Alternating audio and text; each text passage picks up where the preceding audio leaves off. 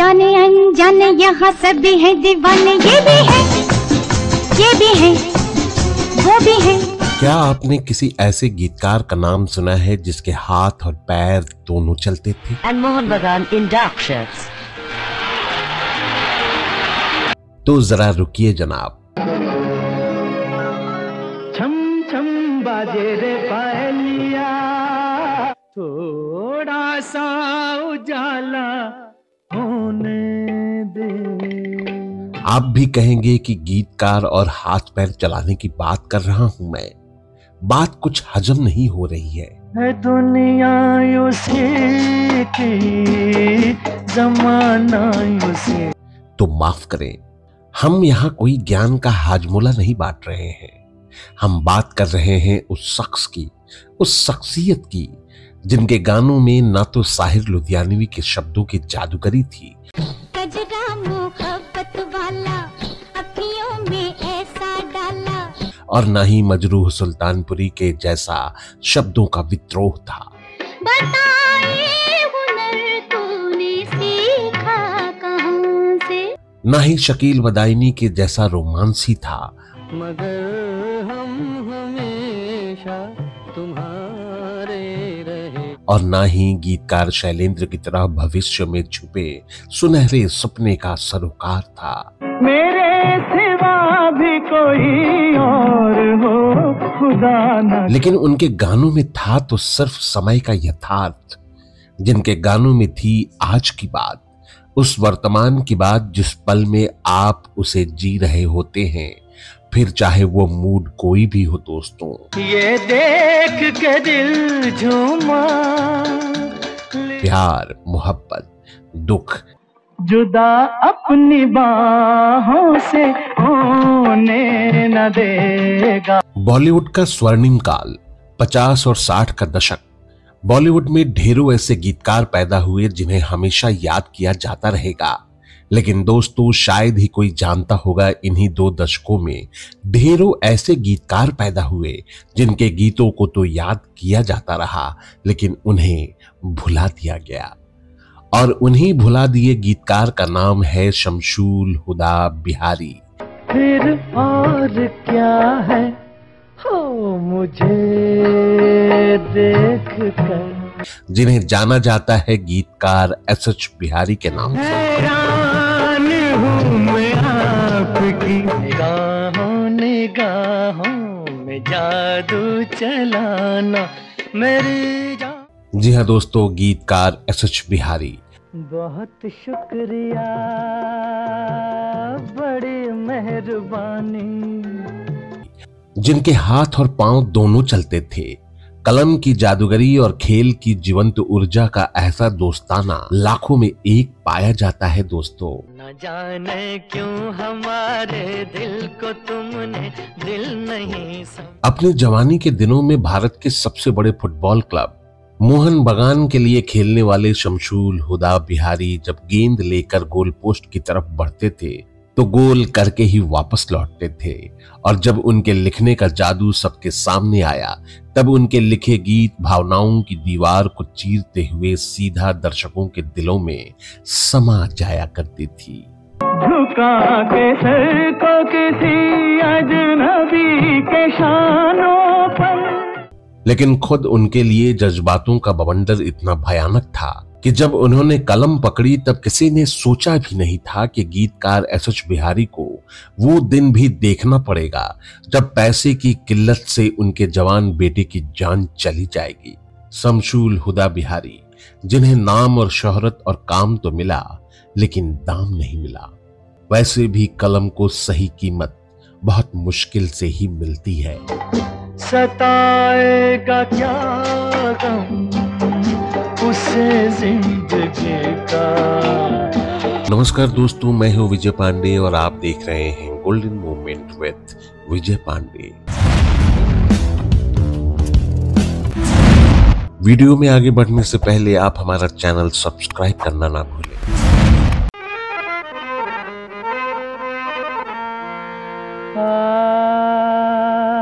अब्दुल हमीद आगम का एक शेर है दोस्तों, कुछ लोग अपनी कोशिश से तूफान की जद से बच निकले, तो कुछ लोग मगर मल्लाहों की किस्मत के सहारे डूब गए।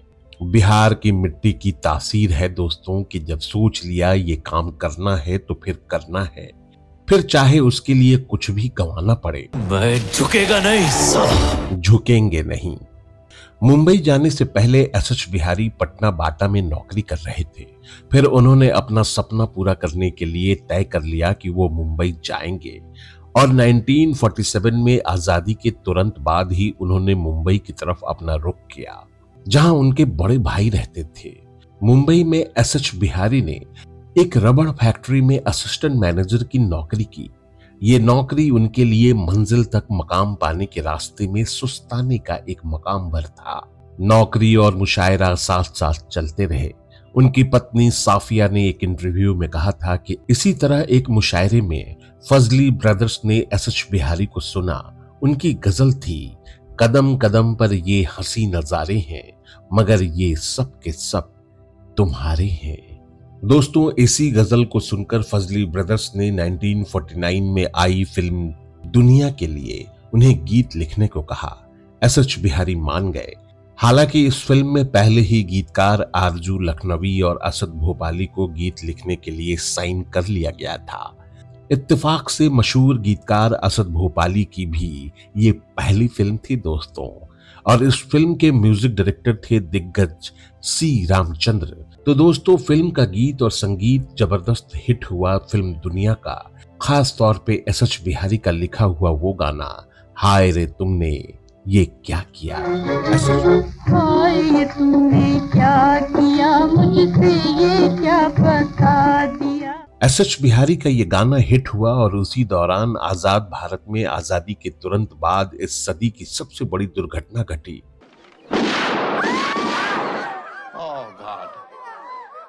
महात्मा गांधी को गोली से उड़ा दिया गया। पूरी दुनिया में हाहाकार मच गया और एक बार फिर बिहार की मिट्टी का आंदोलन आग की तरह सच का धधकता हुआ तासीर गीतकार एस एच बिहारी के कलम से फूट पड़ा, जिसके सच ने पूरे हिंदुस्तान की आत्मा को हिलाकर रख दिया था। इस कविता को एस एच बिहारी ने ऑल इंडिया रेडियो पर पढ़ा था और वो कविता थी, किस मुंह से हम कहेंगे दुनिया में अब दोबारा, सारे जहां से अच्छा हिंदुस्तान हमारा। ईमान का सच्चा भगवान का पुजारी, एक उम्र जिसने अपनी जेल में थी गुजारी, बस 4 गज के टुकड़ों पर था जिसका गुजारा, पागल है कि वो जिसने ऐसे ऋषि को मारा। दोस्तों, गांधी जी की जघन्य हत्या से देश में पसरे सन्नाटे और शर्मिंदगी को चीरती हुई ये कविता लाखों करोड़ों मासूम भारतीय दिलों में छाए मातम को आंसुओं में बदल दिया। दोस्तों, ये गीतकार एस एच बिहारी की कलम की वो ताकत ही थी जिसे वर्तमान में उसी पल में सच के साथ जीना सिखाती थी, जिसके लिए गीतकार एस एच बिहारी जाने जाते थे। इस गीत को सुनकर संगीतकार सलील चौधरी इतने प्रभावित हुए कि उन्होंने अपनी फिल्म लाडली के लिए तुरंत उन्हें साइन कर लिया।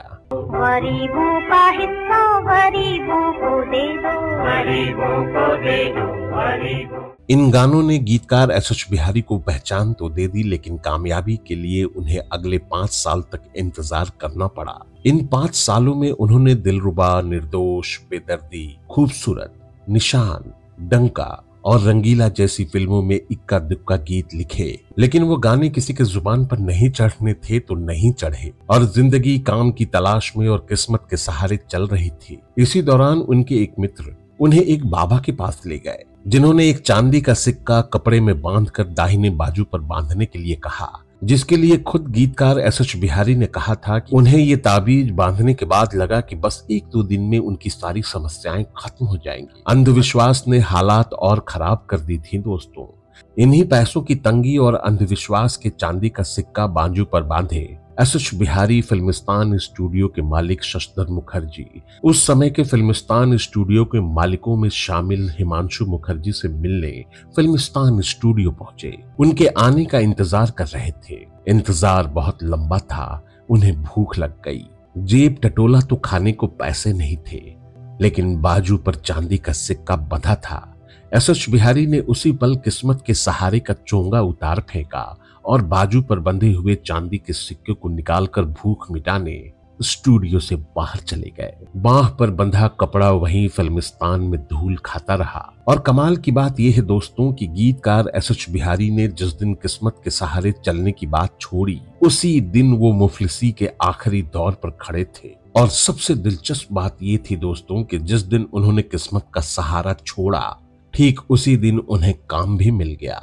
हुआ ये था दोस्तों कि एसएच बिहारी खाना खाकर जब लौटे और स्टूडियो के मालिकों में शामिल हिमांशु मुखर्जी से एसएच बिहारी की मुलाकात हो गई और हिमांशु मुखर्जी ने उनसे पूछा, क्या बेचते हो? एसएच बिहारी ने जवाब दिया कि दिल के टुकड़े बेचता हूं साहब। और इस जवाब ने हिमांशु मुखर्जी को बहुत ही प्रभावित किया। उन्होंने एसएच बिहारी को लिखने का मौका दे दिया और 1954 में रिलीज हुई फिल्म शर्त, जिसके सारे गाने हिट हुए दोस्तों। खास तौर पर हेमंत कुमार का गाया हुआ वो कालजयी अमर गाना, न ये चांद होगा न ये तारे रहेंगे। मगर हम हमेशा तुम्हारे रहेंगे। उसके बाद तो गीतकार एसएच बिहारी का फिल्मी दुनिया में अलग ही मकाम बन गया। उन्हें लगातार फिल्में मिलती रहीं और वो एक के बाद एक दिलकश गाने बॉलीवुड के इतिहास में दर्ज कराते रहे। उनके गीतों के बोल, संगीत की धुनें और गायन के जादू का असर दिल फरेब था। वो गाने आज भी गुनगुनाए जाते हैं और पसंद किए जाते हैं। जरा होले होले चलो मोरे साजना, तुम्हारा चाहने वाला खुदा की जिंदगी की तलखियां कभी गीतकार एसएच बिहारी पर हावी नहीं हो पाई। जज्बात की कोमलता उनके गानों में तो थी, लेकिन कभी कभी उनकी जिंदगी और उनके अध्ययन का रेंज चौंकाने वाला होता था। फिल्म जाने अनजाने और हमसाया का वो गाना सुनकर ऐसा लगता है मानो सरल शब्दों में इतनी कोमल भावना कह देना जो दिल को छू जाती है। किसी और गीतकार के लिए ये कमाल करना बहुत ही मुश्किल होता होगा शायद। चैन से हमको कभी आपने। संगीतकार ओपी नैयर और गीतकार एसएच बिहारी की जोड़ी को 60 के दशक में सबसे कामयाब संगीतकार और गीतकार की जोड़ियों में से एक माना जाता था, जिसकी शुरुआत हुई थी 1960 में आई फिल्म मिट्टी और सोना से। इस फिल्म का मशहूर गाना जिसे दर्शकों ने खूब पसंद किया, ये दुनिया रहे न रहे क्या पता। ये दुनिया रहे ना रहे क्या पता।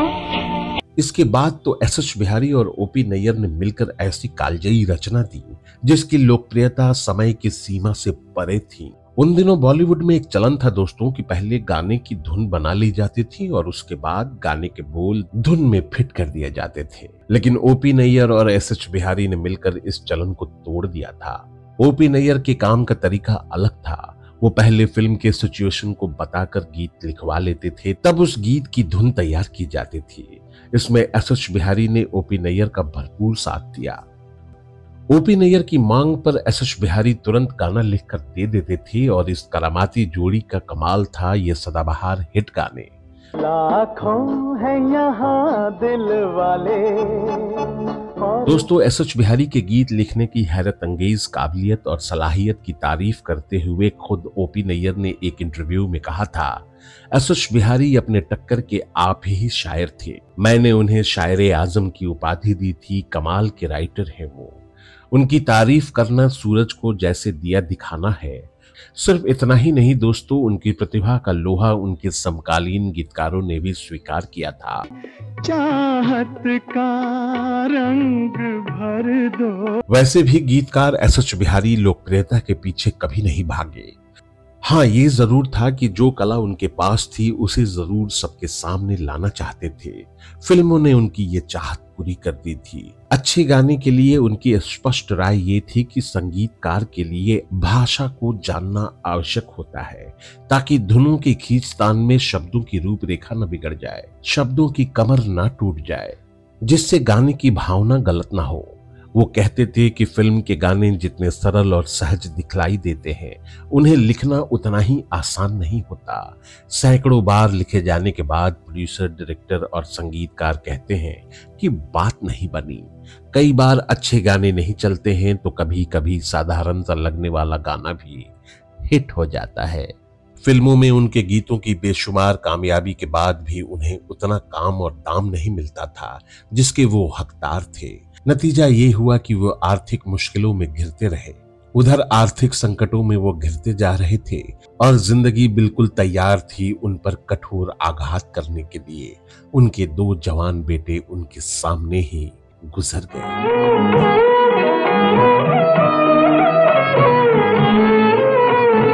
दोस्तों, गीतकार एसएच बिहारी के गानों में चांद अक्सर रहता था। उनके गानों में 70 के दशक में Hindi cinema angry young man के दौर में जा चुका था। इस बदलते दौर से गीतकार एसएच बिहारी समझौता नहीं कर पाए। फिल्मों में गाना लिखने का मेहनताना कम मिलता था और दूसरा, गीतकार एसएच बिहारी को सम्मान भी नहीं मिला जो उनके समकालीन महान गीतकार शैलेंद्र, शकील बदायूनी, मजरूह सुल्तानपुरी, राजेंद्र कृष्ण जैसे गीतकार और लेखकों को मिलता था।